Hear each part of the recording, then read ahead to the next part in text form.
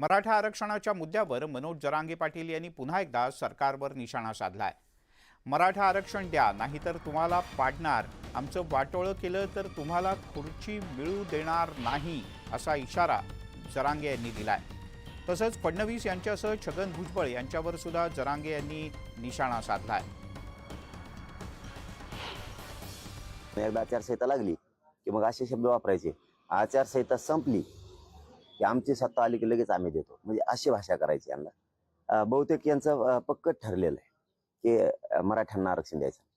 मग आता यांचा खुर्चीच जीव आहे, मराठ्यांनी बी आता पक्क ठरवलं खुर्ची यांना ठेवायची नाही, जे होईल ते होईल पण खुर्ची यांना ठेवायची। 12 महिने लागतच नाही, द्यायचं असेल तर देवेंद्र फडणवीसांना इतके दिवस लागतच नाही। त्यांचं म्हणणं आहे मलाच का टार्गेट केलं जातं, सत्ताच तुम्ही चालवताय, यांच्या कोणाच्याच काही हातात नाही।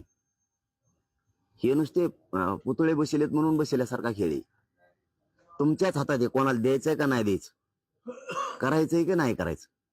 तुम्ही छगन भुजबळच्या नादात सत्ता जर नाही घालून बसला तर तिथून पुढं लक्षात ठेवा माझा शब्द, तुम्ही फडणवीस साहेब, भुजबळच्या नादात तुम्ही सत्ता घालून बसणार आणि मराठ्यांना खेटायचंय तुम्हाला। आम्ही ना पूर्ण तयारीने लावू, मग पाडायचे का उभा करायचे ते आम्ही आमचं ठरवू। तुमचा कार्यक्रम लालिशा सोडत नाही, कारण तुम्ही आमचा कार्यक्रम लावला। यांनी आता आम्हाला अशा सोडावी लागणार, हे देणार आहेत म्हणून आरक्षण आपल्यालाच लढून ते मिळावं लागणार आहे किंवा सत्तेकडे जावं लागणार आहे। कारण ते एकूण दिसतंय गुन्हे मागे घेतो, सरसकट म्हणले कुठं कापऱ्या कोपऱ्याचे घेतलेत वाटतं, ते बी आणखीन माहित नाही घेतलेत का नाही घ्यायला लावलेत। हैदराबादचं गॅजेट, सातारा संस्थांचं गॅजेट, बॉम्बे गव्हर्नमेंटचं गॅजेट घेतो म्हणले, ते घेतलं नाही। सगळ्या सोयरीची अंमलबजावणी करायला यांना 8-8 महिने लागायला लागलेत। म्हणजे याच्यावरच दिसतं की यांना द्यायचं नाही, फक्त झुलवत ठेवायचं। तिकडे विधानसभा निवडणुकीत जरांगे एकही उमेदवार देणार नाहीत असा दावा ओबीसी नेते लक्ष्मण हाके यांनी केलाय। तर शरद पवार जरांगे यांना पडद्यामागून पाठिंबा देत असून ओबीसी आरक्षणाच्या विरोधात काम सुरू असल्याचा आरोप सुद्धा हाके यांनी केलाय।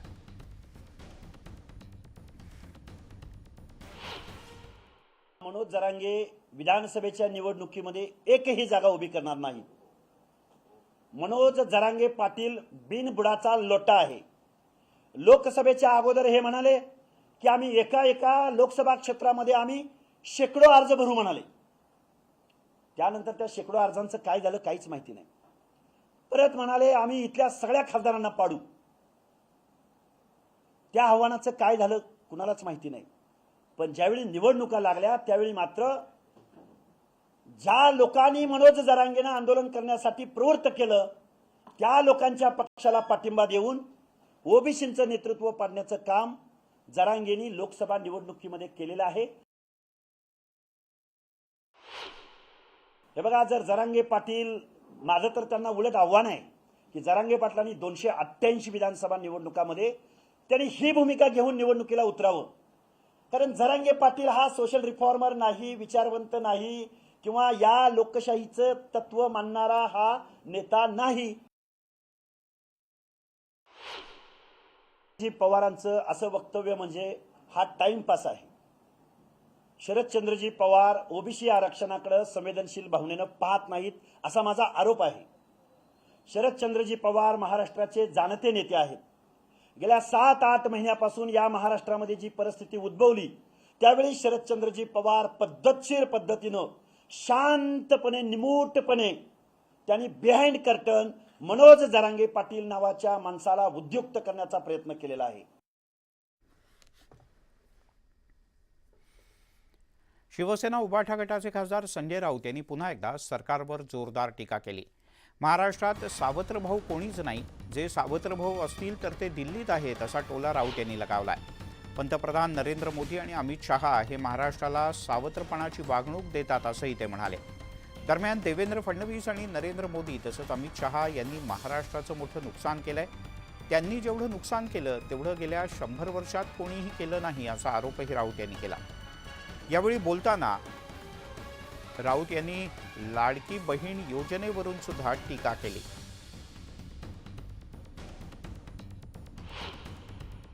या महाराष्ट्रात सावत्र कोणी नाही. आमचं सावत्र कोणी असेल तर दिल्लीमध्ये मोदी आणि शहा हे महाराष्ट्राला सावत्रपणाची वागणूक देत आहे. महाराष्ट्राचा सावत्र भाऊ नाही, भाऊच नाही आहेत ते. देवेंद्र फडणवीस, नरेंद्र मोदी, अमित शहा यांनी जेवढं महाराष्ट्राचं नुकसान केलेलं आहे तेवढं गेल्या 100 वर्षात कोणी केलं नसेल. आणि मुख्यमंत्री हे लोचट मजनू आहेत बरं का. इतका लोचट मुख्यमंत्री दिल्लीच्या दारातला आम्ही पाहिला नाही. महाराष्ट्राचा नाही तर मी देशातला म्हणतो. यापूर्वी देशामध्ये दिल्ली पुढे झुकणारे खूप मुख्यमंत्री पाहिले, पण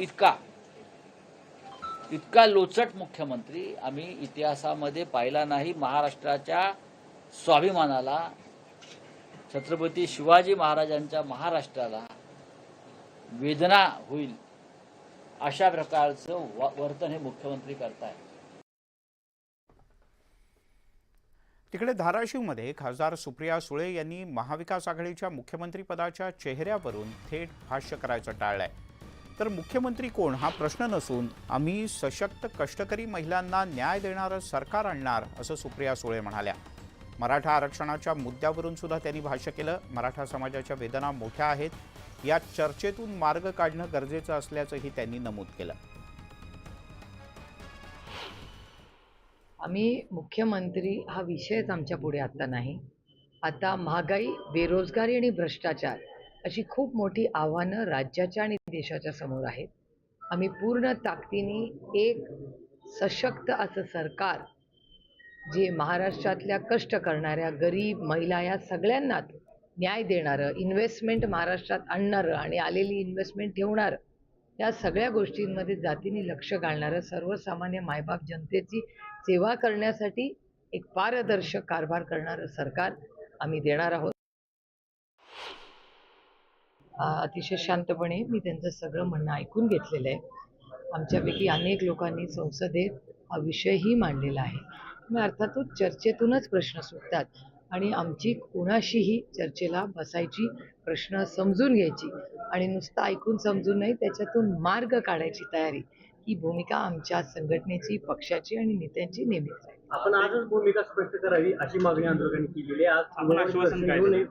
मी कधीच आश्वासन देत नाही, एकतर कारण तो अधिकार असायला लागतो. एक तर आम्ही सत्तेत नाही, आम्ही विरोधी पक्षात आहोत. त्याच्यामुळे विरोधी पक्षात असताना आश्वासन देणं ही फसवणूक होईल. आगामी विधानसभा निवडणुकांच्या तोंडावर राज्य प्रशासनातील बदल्या आणि टक्केवारीपासून दूर राहा असा सल्ला राष्ट्रीय स्वयंसेवक संघानं भाजपच्या नेत्यांना दिल्याचं कळतं. भाजपची प्रतिमा भ्रष्टाचाराशी जुळता कामा नये असा सज्जड दम संघानं दिलाय. महायुती सरकारमध्ये इतर 2 पक्ष काय करतायत याच्याशी आम्हाला घेणं देणं नाही, मात्र भाजपच्या नेत्यांकडून याबद्दल काळजी घेतली जावी असं संघानं स्पष्टपणे बजावल्याचं कळतं. भाजपची आणि संघाची प्रतिमा डागाळता कामा नये याची काटेकोर काळजी घ्या आणि पक्षाच्या मंत्र्यांनी अशा आरोपांपासून दूर राहायला हवं असा सल्लाही संघानं दिलाय. राजकारणामध्ये प्रतिस्पर्ध्यावर टीका करताना अनेकदा भान सुटल्याचं पाहायला मिळतं. आमदार रवी राणा यांचंही वडेट्टीवार यांच्यावर टीका करताना भान सुटल्याचं दिसतंय. लाडकी बहीण योजनेवरून सुरू असलेल्या वादातून राणा यांनी वडेट्टीवार यांच्यावर टीका केली. हे काल शेमडा बोलत होता विरोधी पक्षनेता की राज्याची तिजोरी खाली होतं, त्याचं नाव आहे वडेट्टीवार, विजय वडेट्टीवार. विरोधी पक्षनेता तो शेमडा तर आहे, पण त्याला हे कळत नाही, अरे करोडो रुपये ठेकेदारांच्या घशामध्ये तुम्ही घातले. 33 महिन्याचे सरकार असताना ठेकेदारांचे घरं भरले. 1 आणि 50,000 तिजोरी खाली होऊ द्या, आमच्या बहिणीच्या खात्यात पैसे टाका.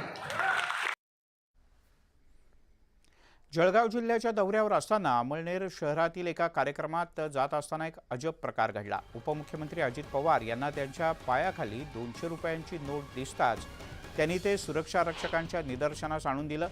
तेव्हा अजितदादांचं स्वागत झालं तेव्हा फटाके फोडण्यात आले. त्यात फटाक्यांमधली रंगीबेरंगी कागदासह 200 रुपयाच्या खोट्या नोटांचा पाऊस पडला. या नोटा अगदी खऱ्या वाटाव्यात अशाच होत्या आणि त्यामुळे अजितदादांचा सुद्धा गोंधळ उडाला.